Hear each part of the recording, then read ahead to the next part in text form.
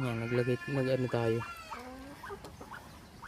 Papakain natin sa kanila ay duck layer. Kaya marami silang itlog. Naabot ng 20 itlog nila pag duck layer yung ano.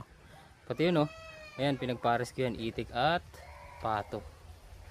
Kaya ngayon may itlog na ako dalawa. Hindi akin ha, itlog ng pato at itik. Meron na akong itlog ng pato at itik. Yan. Duck layer. Tapos naglalagay ako ng folic acid. Para sa kanila. Yan.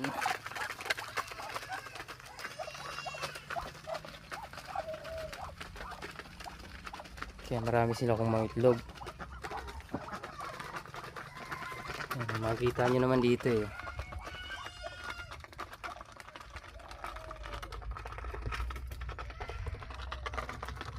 Nasa 30 na ang itlog natin. Dito hindi sila ng itlog. Dito hindi din. Pero lilipat ko yan. Yan, may mga paitlogan pa tayo dyan.